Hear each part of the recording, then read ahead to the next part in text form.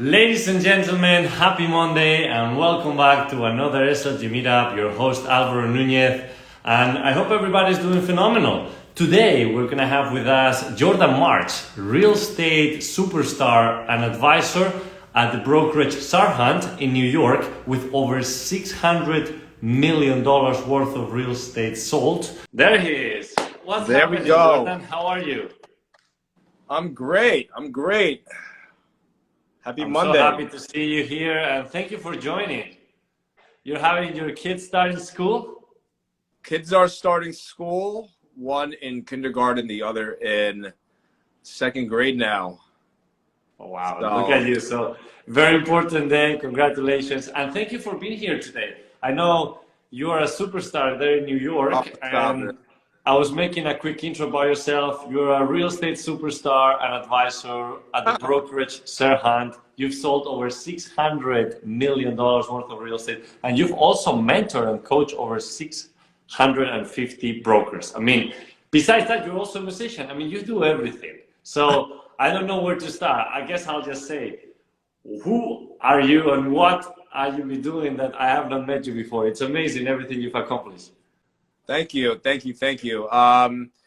Just one foot in front of the other over the years. Have been in the business now since about 2008, so going into my 14th year, and had the opportunity to work with a lot of amazing agents over the years, and worked on a lot of different cool projects. I think you've tipped to the amount of deals and agents that we've mentored to date, which I think is a testament of the blessings that I've been able to receive. That's very exciting. And you know what? I'm a tennis player, and now with the US Open happening, yesterday was a great final.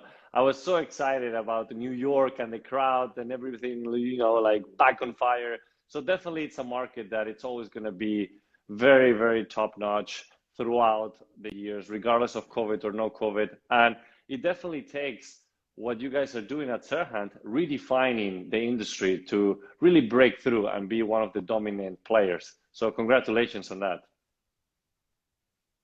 Thank you.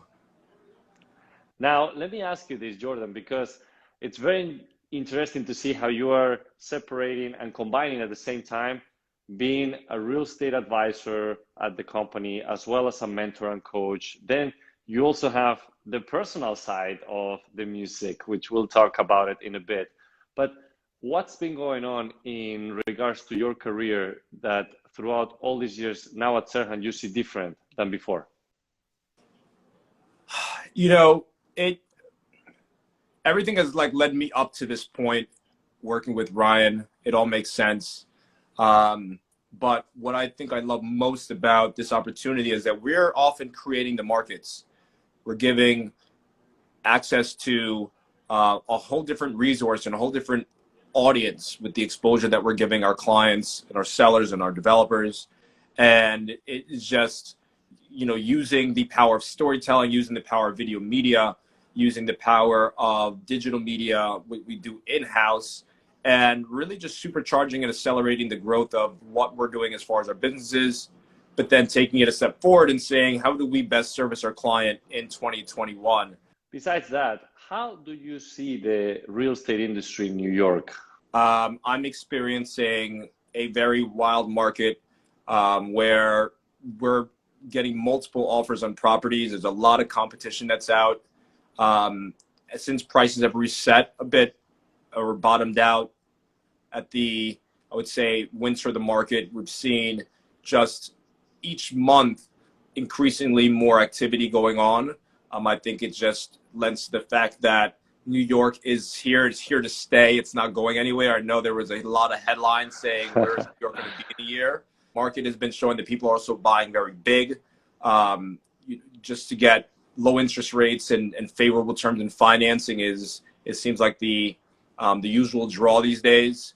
We're definitely seeing an inventory shortage a bit, where buyers just have to be very quick to market, have all their ducks in order, and being able to fire off and put their best foot forward out the gate, rather than a lengthy negotiation because of the amount of offers that are coming in.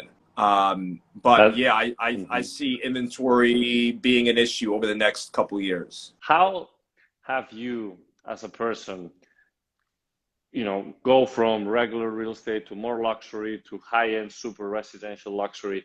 What's that transition? What does it take? It takes a few things. I mean, one thing is, I tell anyone who wants to break into luxury is you have to know the luxury market. It doesn't just fall in your lap, right?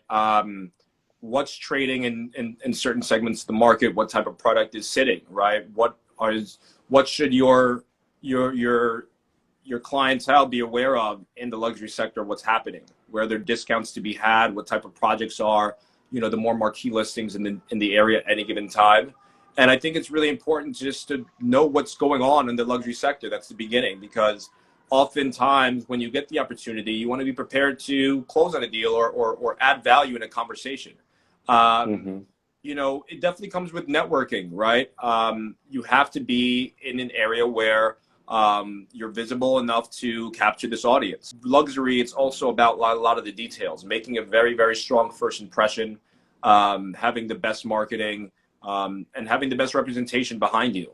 But I tell people every day is network smart, right? Don't just take people's names. Don't just take people's numbers, but follow up. Don't just give a card, but take another card back. And then what information or what value can you add to someone's life? And then be capable, right? Be aware of what's happening around you and being able to have a sound opinion of what has happened in the market, because, you are a wealth advisor. It's not just brokering a deal. Correct. No, well said. I couldn't add anything else. I mean, you said it all. You're also a model, which I could see. You're a good-looking guy, but also a singer. So tell me a little bit about that side of your life. Yeah, well, I actually was an actor since I've been about 7, 8 years old. So have been in the industry in some capacity as a young adolescence, and has always been a passion of mine, entertaining. I love music. I started off as a violin player, also learned the piano, self-taught earlier on. So just had a passion and curiosity for music. And I would say music had saved my life, because I also, was a teenager looking for a lot of direction, and music, I think, provided that for me. And it's just been very much a facet of the goals that I want to accomplish. So working on a lot of music, I wrote over 30 songs in the pandemic. It all weaves into one. I got into real estate to make money, to do more music, but then ended up actually liking the business. So I stuck around a while, as you see. But for me, it is very important for every agent or any professional to pursue their dreams and their passions in some sense. Just did a show just a couple weeks ago that was sold out at the Delancey. So, we're active on top of everything, but it's time management. You just got time management priority. Exactly. No, but listen, you got to do everything. And I guess that at the end of the day, you can always combine it some way, right? That's the beauty of what makes you so unique and successful. And you have a beautiful career built on music, but also in real estate. So why not combine both? And the probabilities that there is somebody at that high level are so small in comparison to following a regular real estate career or a regular music career, that in your case, an open house could be for yourself, have a concert instead at one of the properties. There you go. Like there is a bunch of ideas that can combine both into making a very unique, specific niche for that, So, hey, there you go. If you're doing a concert open house, I'll be going there. Awesome. But anyways, Jordan, there is one thing I wanted to ask you, and I ask this every guest we have on the show, and it's, what is luxury to you? Luxury is a way of buying, right? Because even if you look at a $500,000 studio, I mean, how many people would say that they have a $500,000 just laying around? And there's something very aspirational about New York. New York itself is luxury. No matter where you are in the city, there's always a corner where it represents, a certain view or a certain perspective. Whether you're in the Upper East Side, or whether you're in Soho, or whether you're in Williamsburg, or whether you're in Bed-Stuy, right? So luxury for me is, just an outlook on, the type of product that we're buying. It does not have to be $10 million plus, because I think there's something still very aspirational of getting, your first studio, whether it's in Chelsea or Soho, right? And rubbing elbows with, certain certain groups and so on. Luxury for me is, just that way in the market that we're able to really watch the trends, and whether it's, the materials that are used or the type of building and the type of, the type of components that may be in any development, whether it's location it's in, or whether, they're using a certain type of marble, but knowing, right, what is going to really help your consumer, There you go. prospect, get access to the best product there is out, right? Whether it's, again, a $500,000 studio or one bedroom all the way up to $10 million plus, and how do you convey that value in the market at any given price point? Totally. So less of the price point, but more the how and the why. There you go. No, good explanation. I mean, again, it comes in so many different shapes and forms. For some people is what you just said. For some others is a little bit more intimate, such as health. So it all depends on how you look at luxury. So I like your explanation a lot. And obviously, since we're also touching base on your personal life, I see you are very positive. You bring great energy, and that's contagious. That's why you always surround yourself with amazing people and bring so much success. But what is one thing that you do on a daily basis? I don't know if it's a routine or a trick or something that you do every day. I meditate every single day. Okay. I make it an effort because, your brain is just so powerful and belief is so powerful.